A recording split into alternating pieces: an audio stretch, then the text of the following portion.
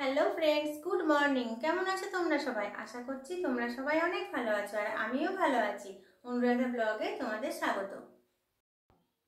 এখন বাজে কটা বাজে দেখি, এখন বাজে 9:20। আমার স্নান টান করা হয়ে গেছে। দেখো, টুকটাক কিছু কাজকর্ম করে আমি স্নান করে নিয়েছি। এই দেখো, আমি ব্রেকফাস্ট করতে বসে গেছি। এখানে আছে ভেজ চাউ। ভেজ চাউটা আমি এখন খাবো। সসটা সব দিয়ে নিয়েছি, আজকে শসাটা আর নেই, ফুরিয়ে গেছে। এটা আমি এখন খেয়ে নেব। আর আমার চাউটা অর্ধেক খাওয়া হয়ে গেছে। মা তখন একটা ডিমের অমলেট করে দিয়ে গেল। দেখো, এগুলো আমি এখন খাবো। আমি এখন খাওয়া টাওয়া হয়ে গেছে, তারপর ভাবছি ফ্রিজটা খুব নোংরা হয়েছে, ফ্রিজটা একটু পরিষ্কার করে নিই। তো যেটুকু পারবো সেটুকু করবো আর কি। সম্পূর্ণ ভালো করে হয়তো আজকে পারবো না, দেখছি। অনেক দিন হলো পরিষ্কার করা হয়নি, তাই একটু বেশি অপরিষ্কার হয়ে গেছে আর কি। তাই কলিং দিয়ে আজকে হালকা একটু পরিষ্কার করব। ফ্রিজের গাটা আমি মুছে নিচ্ছি। দেখি যতটা সম্ভব হয় ততটা করব। তারপর আমার মা তো করে, মাও করে, ভাইও করে। বাড়ির সমস্ত কাজকর্ম বেশিরভাগ পরিষ্কার করা সব আমার ভাই করে। ঘরে ঝুল ঝাড়া, ফ্রিজ পরিষ্কার করা, টিভি পরিষ্কার করা, এই সমস্ত কাজগুলো ওই করে। তো দেখো, যেটুকু পারছি আমি, যেটুকু সম্ভব হচ্ছে আমার পক্ষে। আমার শরীরটা তো খুব একটা ভালো নয়। এই আজকে 50 দিন হলো আমার সার্জারি হয়েছে। যদিও বা ডক্টর বলেছিলেন আমাকে যে 6 মাসের রেস্ট, 3 মাস তো বেড রেস্ট বলেছিলেন। তো আমি আর কি বসে থাকতে পারি না, টুকটাক একটু কাজ করে ফেলি। একদমই মেয়ে মানুষ তো, বলো, আমাদের মতো মধ্যবিত্ত ঘরের মেয়ে মানুষ বসে থাকাটাও ঠিক দেখায় না, না? আর ভালোও লাগে না। টুকটাক কাজ করা তো অভ্যাস না আমাদের, বসে থাকতে আমরা পারি না। তাই আর কি একটা না একটা কাজ করতে মন চায়। দেখো, ফ্রিজটা আমি পরিষ্কার করছি। আজকে খুব একটা ভালো করে আমি পারছি না, যেটুকু পারছি সেটুকুই আর কি হচ্ছে। এই দেখো, ফ্রিজের এই সাইডটা আর কি একটু পরিষ্কার করে নিচ্ছি। আর বাকিটা আমি কালকে ভালো করে আর কি শেষ করব। আজকে মোটামুটি হচ্ছে। এখনও মানে সার্জারি হলে কি হবে, মানে এখনও আমার মাইক্রো সার্জারি হয়েছে, কিন্তু ব্যথাগুলো এখনও ঠিকঠাক মানে যায়নি আর কি শরীর থেকে। যে একটা মানে ভোঁকা ভোঁকা ব্যথাগুলো হয়, তো আর কি সেটা রয়ে গেছে। সেই জন্য আমি কোনো কাজে ঠিক এনার্জি পাই না। যে ফ্রিজের ভিতরটা যেটুকু পারবো সেটুকু আজকে পরিষ্কার করছি, আর বাকিটা না হয় অন্য দিন হবে। কদিন ধরেই ভাবছিলাম কি করব। ফ্রিজটাও খুব অপরিষ্কার হয়ে গেছে, ফ্রিজটা পরিষ্কার করি। তাই ফ্রিজটাই আজকে পরিষ্কার করছি। আর যা গরম পড়েছে, কদিন বেশ ওয়েদারটা ভালো ছিল, বৃষ্টি হচ্ছিল, ঠান্ডা ছিল। আর আজকে প্রচণ্ড গরম লাগছে। এই যে মোটামুটি হলো, বাস্কেটটা আমি আবার নামিয়ে নিচ্ছি। বাস্কেটটা পরে পরিষ্কার করে নেব। দেখো, আমি ফ্রিজটা যেটুকু পারলাম পরিষ্কার করে নিয়েছি। এই দেখো, মোটামুটি হয়েছে। জিনিসগুলো আবার সাজিয়ে নিয়েছি, যা যা ছিল ফ্রিজের ভিতরে আবার রেখে দিয়েছি আমি। মোটামুটি হয়েছে আর কি পরিষ্কার। আর ভাই ফ্রিজে জলটা জমে গেছে বলে জলটা আর কি বের করে ও ফেলে দিচ্ছে। এটা ওরই কাজ, ওই করে আর কি। হ্যাঁ দেখো, অনেকটা জল জমে গেছে। তারপর দেখো চলে এসেছি আমি। আজকে কি রান্না হয়েছে তোমাদের সাথে আমি শেয়ার করব।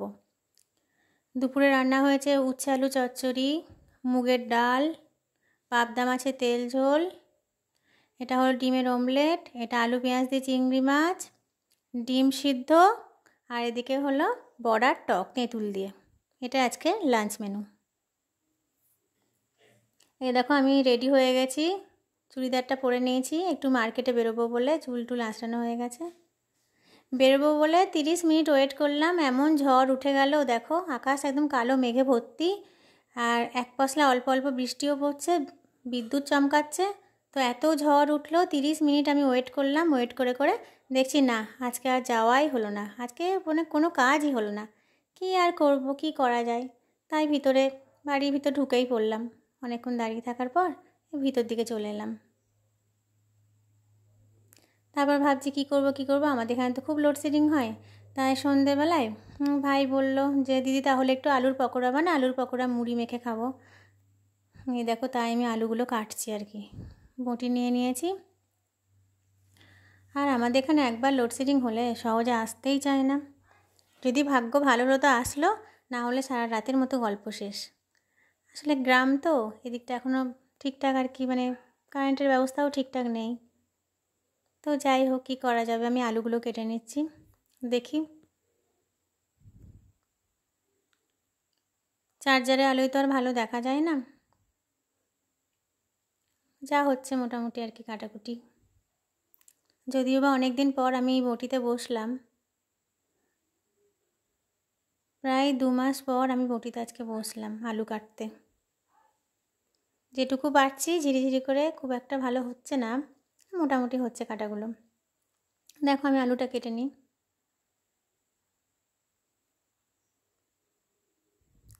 আর তার মধ্যে আবার মশা কামড়াচ্ছে, দিয়ে বিরক্ত লাগছে। বটিতে 2টো হাত, না মশা তাড়াবো বুঝতে পারছি না, খুব মশা এখানে।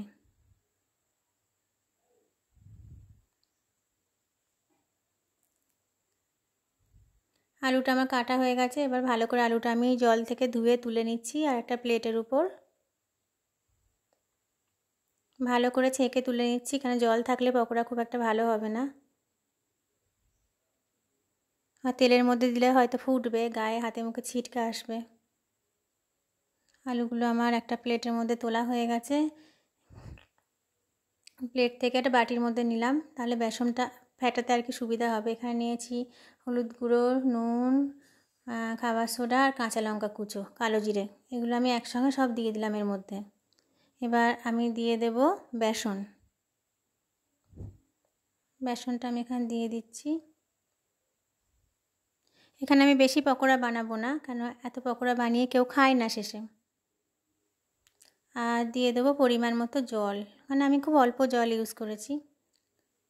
চামচের সাহায্যে এটা আমি ফেটিয়ে নিচ্ছি। চামচে করেই আমি ভালো পারি, হাতে আমি পারি না।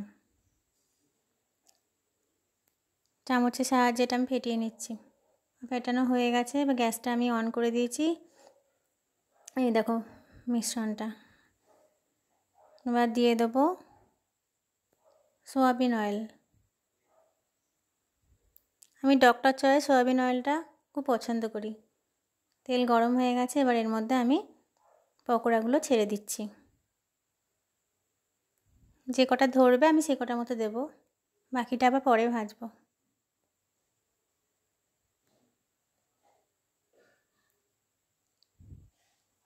তেলটা খুব সুন্দর গরম হয়ে গেছে।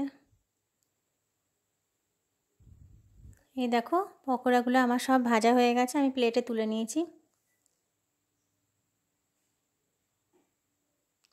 এবার আমি নিয়ে এসেছি সেই মুড়ি, কাঁচা লঙ্কা, পেঁয়াজ কাটা, এর মধ্যে দিয়ে দিচ্ছি সর্ষের তেল, আর দিয়ে দেব অল্প একটু, ওই 1 চামচ 2 চামচ মতো ভুজিয়া।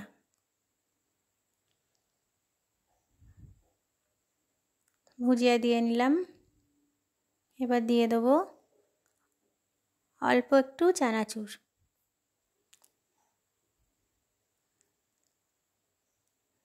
দিয়ে এবার এটা আমি ভালো করে মেখে নেব চামচের সাহায্যে।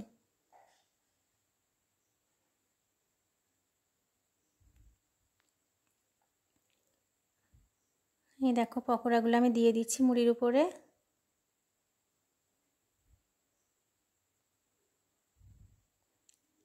পেঁয়াজের টুকরোগুলো নিয়ে নিচ্ছি।